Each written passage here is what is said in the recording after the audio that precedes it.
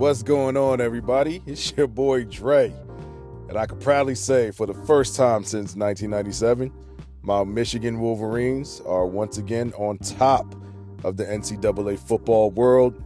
We defeated the University of Washington 34-13 in the national championship game, and it's been a special season. It's been a historic run for this University of Michigan football team number 144. Thank you for giving us a season we will never forget. There's a list of things that happened.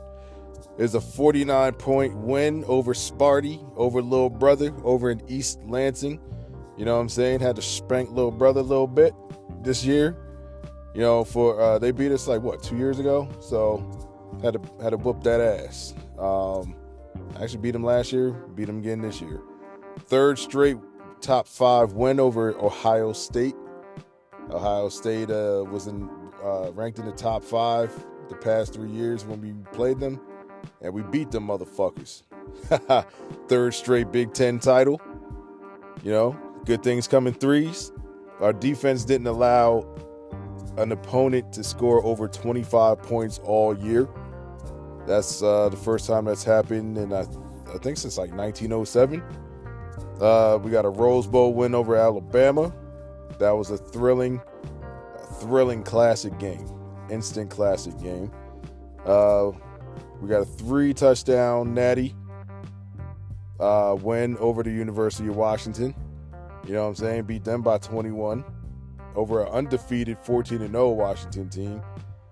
And Blake Corum, J.J. McCarthy, Mikey Sandersill, and others became Michigan legends. So it was a hell of a run this season for my Michigan Wolverines. I'm not going to lie. We jumped out to a quick 14-0 lead. And then watching the offense kind of bogged down in the second and third quarters. And we got a couple field goals and stuff like that. But I'm just I'm just waiting. I was waiting for that knockout punch. Especially I got super hype coming back from halftime. First play of the game for University of Washington.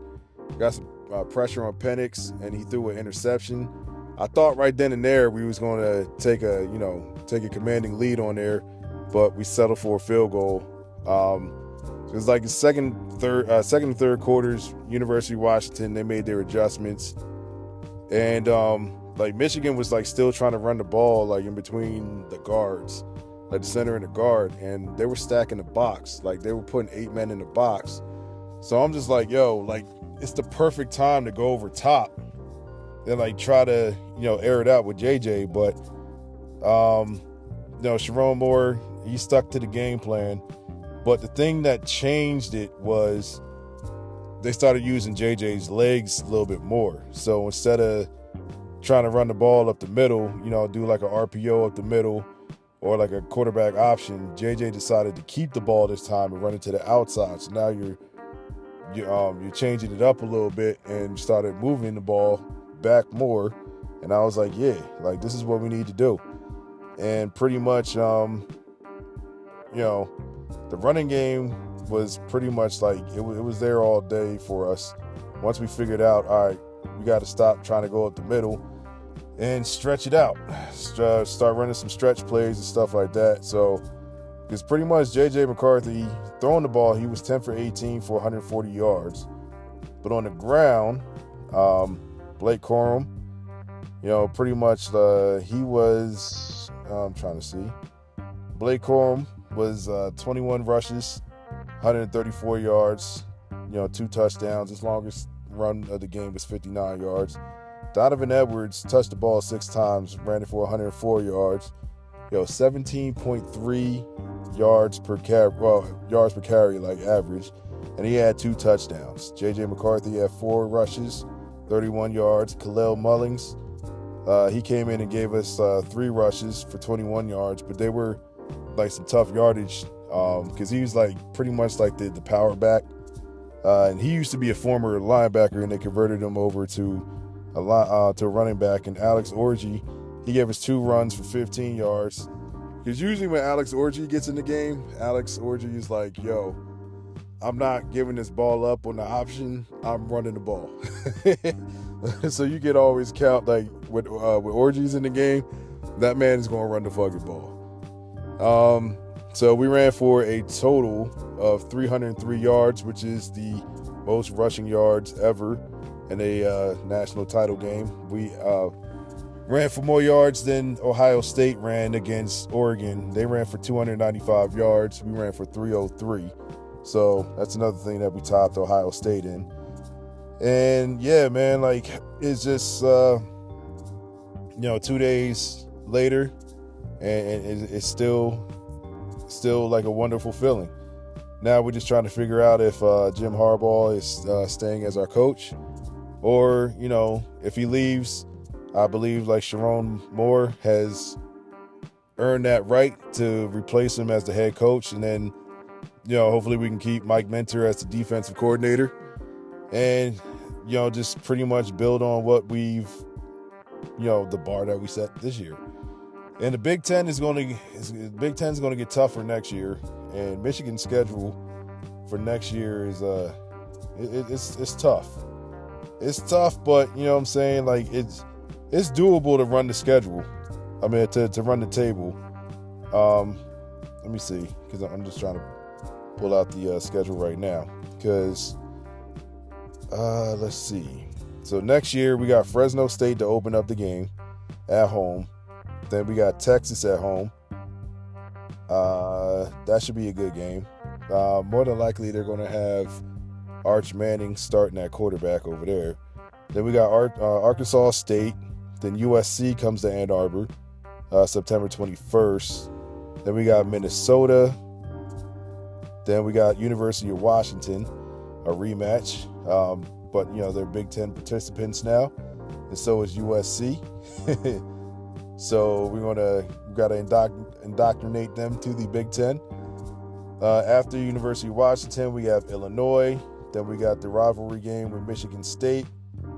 Michigan State actually comes to Ann Arbor. Then we have Oregon after that. Oregon will have, who transferred over to, the University of Dillon Gabriel. Dillon Gabriel, he transferred from Oklahoma, and he's going over to Oregon. So that should be a tough game. They're coming to the big house.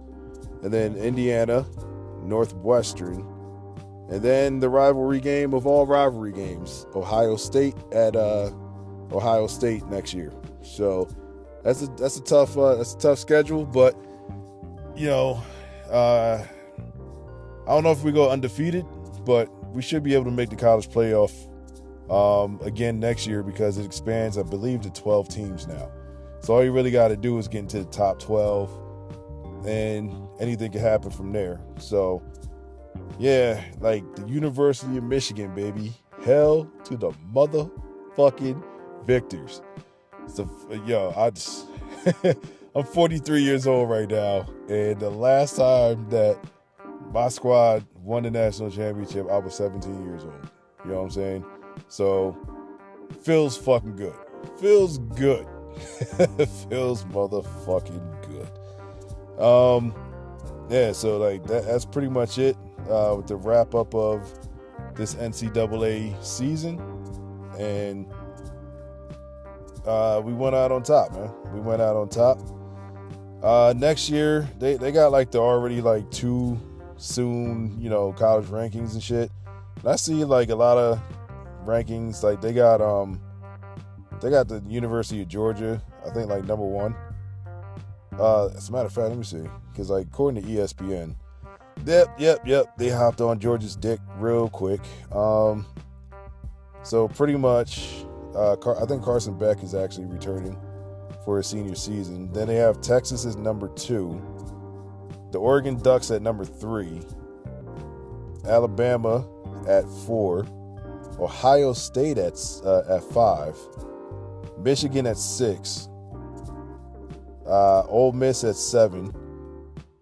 Let's see, Missouri at number 8, the Arizona Wildcats at 9, Who is their actual, like, who's going to start as a quarterback? No, Noah, what was it, Fafita? My bad if I'm fucking your name up, dog. But he came in when their starting quarterback got hurt, and he actually played pretty good. So he pretty much like all but earned, that starting job. So University of Notre Dame at number 10, the Washington Huskies at 11, Penn State at 12. Penn State, they're like they can't really. It's like they can't really get over the hump. It's like they could beat all the other schools, but they can't really fuck with Michigan, and they can't fuck with Ohio State. And like they play Ohio State like really, really tough, but they just can't. Actually, they play us pretty tough too. But it's like they don't have, I guess, like the athletes, the star players that kind of get over the hump. Like they had like back in the 90s and stuff like that, like the 80s and the 90s and shit like that. So I don't know what it's going to take to get them over the top. Number 14 is LSU. They lost Jaden Daniels, who won the Heisman, so I don't know who the hell is going to... You know what? I guess Garrett Nussmeier is supposed to take over for Jaden Daniels. Number 15, Oklahoma. Looks like Jackson Arnold might actually take over as their starting quarterback.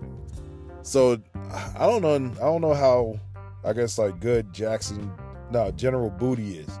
Because that motherfucker, I think like he's a senior already. So that nigga like a super duper senior, and he ain't sniffing no type of like starting at Oklahoma University.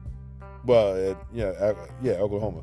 So he has an ill name. It's like General Booty. That shit funny as hell. But he ain't nowhere close to fucking starting. Number 16, Florida State. They're losing Jordan Travis.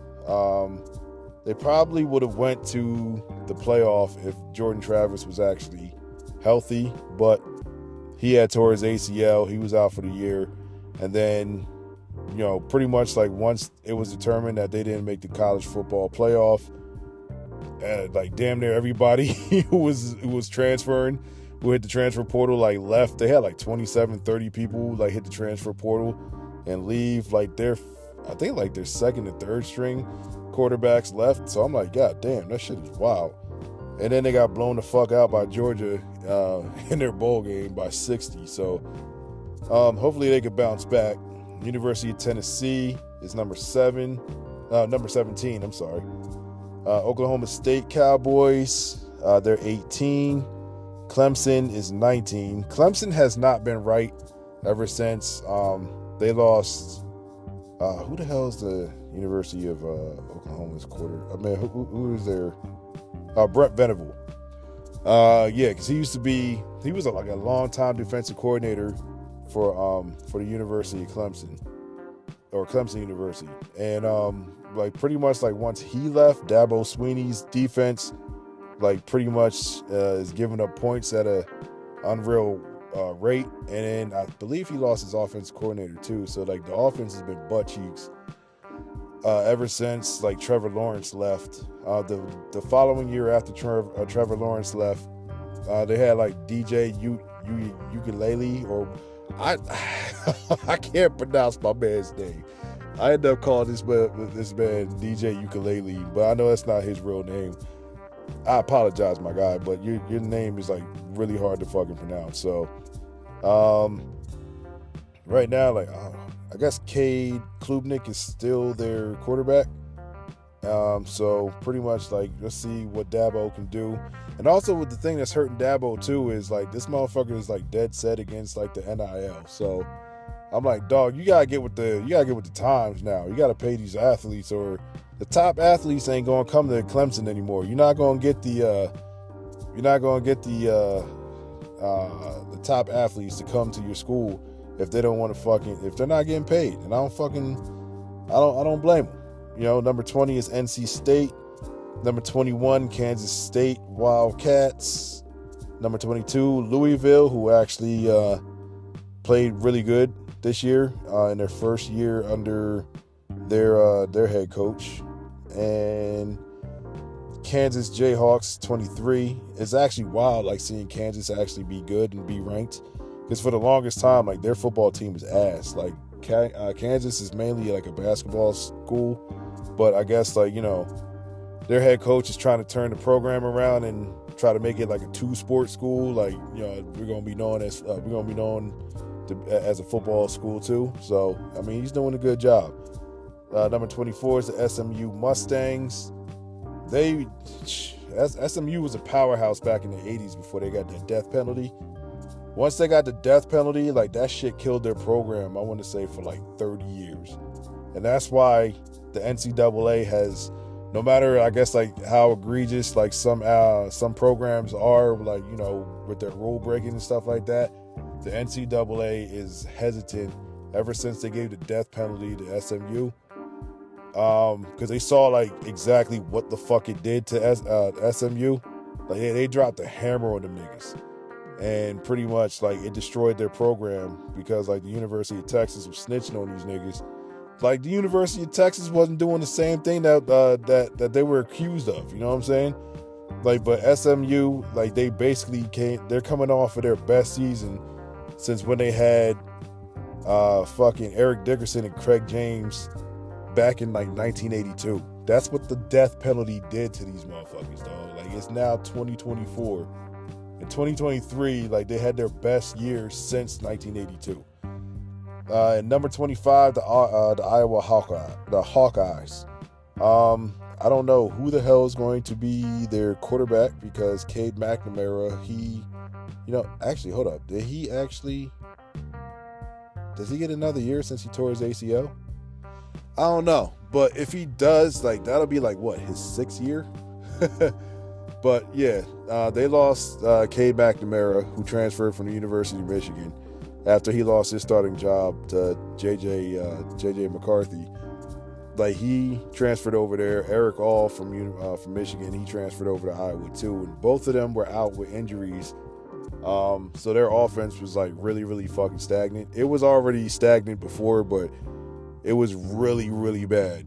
And that's what you got when they actually made it to the Big Ten championship game. Michigan beat them 26-0. Like they couldn't score shit. But they wasn't going to really score like a lot of points against Michigan's defense anyway, which is like a historic defense because throughout the whole entire season, we only gave up like 10.4 points on average. That's like the lowest since 1997 that we've had, which we gave up like 9.5 points per game and won the national championship. So, yeah, so that's pretty much it with college football right now.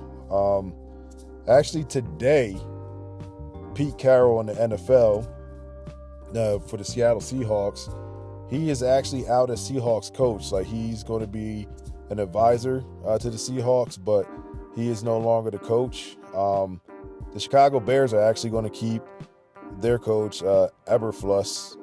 I don't know what kind of butt-naked pictures that he has on the higher-ups, like on the owner or the GM or whatever.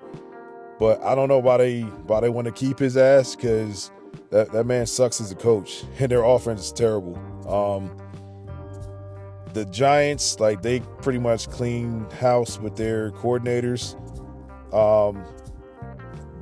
Wink Martindale, he actually quit because Brian Daboll, he actually got rid of his 2 assistants. Like he basically got rid of his right-hand man. And so Wink Martindale cussed Brian Daboll out. That was the report. And then he just walked out the building and quit. But they said, like, the reports is today it's an amicable split and he's able to sign anywhere else. So after this, no matter how this Eagles season ends, I would go and pursue Wink Martindale if I was the Eagles. Because Wink Martindale, one thing's for sure, that man is going to have a great defensive plan. The Giants defensively weren't that bad on the defensive side of the ball, but if your offense ain't doing shit and your defense is constantly on the field, your defense is eventually going to get tired and they're going to start giving up points. So, that's what happened with the Giants season. Ron Rivera got fired over in Washington, so Washington's going to be looking for a new coach. Who else got fired?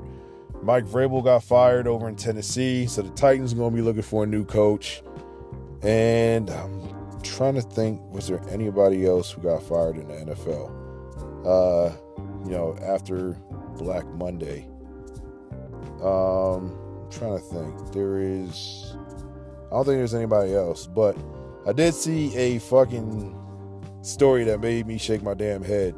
So a Bills fan was killed near the Dolphin Stadium after the season-ending game that they had that determined the AFC East championship. So it said that a 30-year-old man was fatally shot. No, South Florida man. No, police in South Florida say a man fatally shot a 30-year-old Bills fan during the altercation at the Hard Rock Stadium.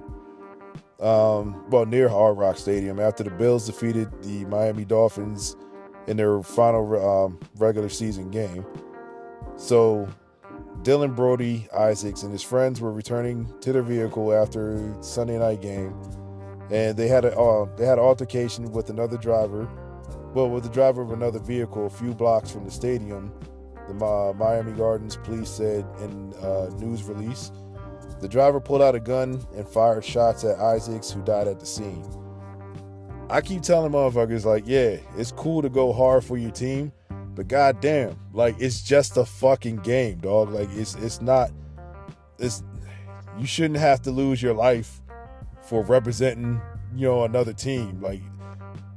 You should be able to go safely to another team's stadium or a rival stadium and not be afraid of people putting hands on you. You know what I'm saying? Not even physical altercation, and damn sure shouldn't be having to fear someone's gonna pull a fucking gun out on you and kill you.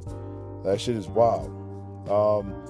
This upcoming weekend is the wild card round of the playoffs for the NFL. So pretty much, my Eagles is playing the Buccaneers. We're playing on Monday night. Let's see. Green Bay is playing Dallas. It's the return of Mike McCarthy to